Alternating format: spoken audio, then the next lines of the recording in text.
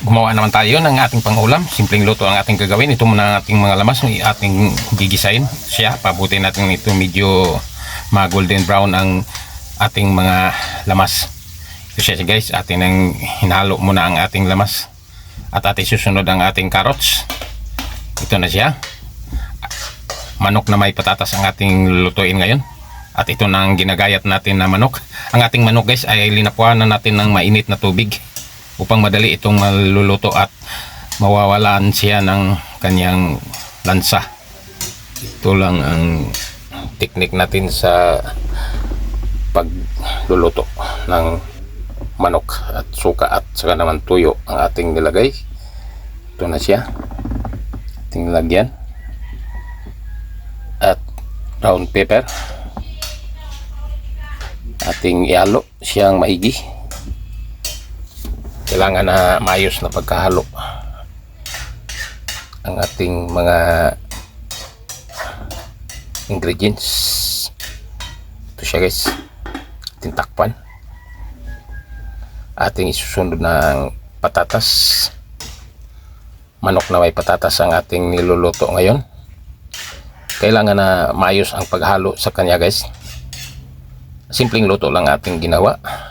Pang ulam natin. Ito na siya. Lutong bahay at ating takpan ulit. Ngayon lagyan natin ng ketchup. Pang paalim namnam sa ating niluluto.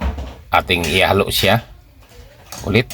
Ito naman ang ating ginagawa natin sa pagluluto natin sa ating pangulam. Simpleng luto.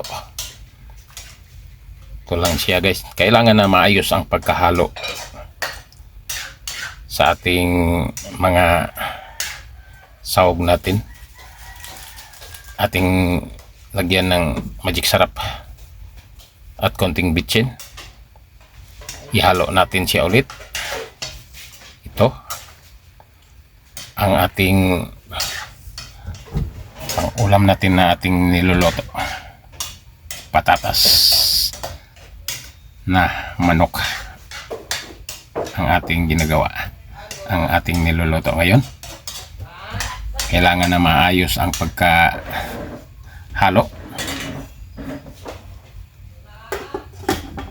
at ating takpan siya ulit. Hintayin natin sandali. Teknik lang natin ito guys sa pagluluto. Kahit anong gagawin sa natin, basta masarap lang ang timpla, okay na siya guys. At ito na siya, luto na ang ating manok na pinatatasan.